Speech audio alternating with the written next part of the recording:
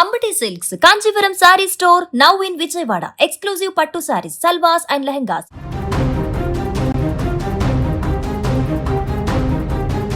పొట్టి ఫార్మేట్లో తమకు తిరుగులేదని టీమిండియా మరోసారి చాటి చెప్పింది. సూర్యకుమార్ యాదవ్ సేన ప్రపంచ క్రికెట్ సామ్రాజ్యాన్ని ఏకఛత్రాధిపత్యంగా ఏలేసింది.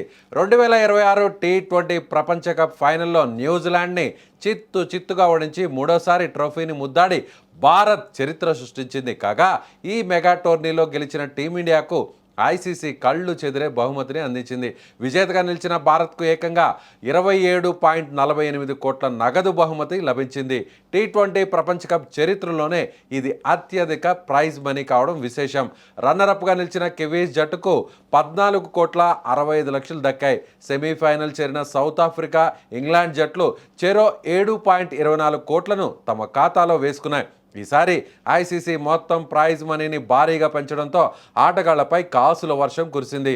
అయితే ఈ సంబరాల మధ్య దాయాది దేశం పాకిస్తాన్ పరిస్థితి చూస్తుంటే మాత్రం నెటిజన్లకు జాలి కలగడం కంటే నవ్వే ఎక్కువగా వస్తుంది. గతేడాది రన్నరప్గా నిలిచిన పాకిస్తాన్ ఈసారి కనీసం సూపర్ 8 దశకు కూడా చేరకుండానే ఇంటి దారి పట్టింది. గ్రూప్ స్టేజ్లోనే ఎలిమినేట్ అయిన పాకిస్తాన్ జట్టుకు ఐసీసీ నిబంధనల ప్రకారం కేవలం 2.29 కోట్లు మాత్రమే దక్కబోతున్నాయి. వినడానికి ఇది పెద్ద మొత్తంగా అనిపించినా విజేత భారత్కు దక్కిన ప్రైజ్ మనీతో పోలిస్తే ఇది చిల్లర మాత్రమేనే కామెంట్స్ ఇప్పుడు వినిపిస్తున్నాయి. మైదానంలో ఆట కంటే వివాదాలతోనే ఎక్కువ కాలం గడిపే ఈ జట్టుకు ఈసారి దక్కిన నగదు బహుమతి వారు విమాన ఖర్చులకు సరిపోతుందో లేదే అని విమర్శకులు ఎద్దేవా చేస్తున్నారు. గ్రూప్ దశలోనే చిన్న జట్ల చేతిలో దెబ్బతిని అవమానకర రీతిలో టోర్నీ నుంచి తప్పుకున్న బాబర్ అజం సేనకు ఈ చిల్లర నగదు బహుమతి సరైన గుణపాఠం అని ఫ్యాన్స్ సోషల్ మీడియాలో ట్రోల్ చేస్తున్నారు. భారత్ ప్రపంచాన్ని ఏలుతుంటే పాకిస్తాన్ మాత్రం కేవలం పాల్గొనేందుకు ఇచ్చిన నామమాత్రపు అమౌంట్తో సరిపెట్టుకోవాల్సినటువంటి పరిస్థితి వచ్చింది.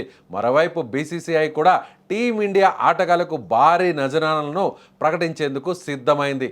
ఐసీసీ ఇచ్చే 27.48 కోట్లు కాకుండా బోర్డు నుంచి అదనంగా కోట్లాది రూపాయలు ఆటగాళ్ల జేబులోకి వెళ్లనున్నాయి. మొత్తానికి 2026 వరల్డ్ కప్ భారత్కు అంతులేని గర్వాన్ని, కాసుల వర్షాన్ని తెచ్చిపెడితే పాకిస్తాన్కు మాత్రం చేదు జ్ఞాపకాలను, విమర్శలను మిగిల్చింది.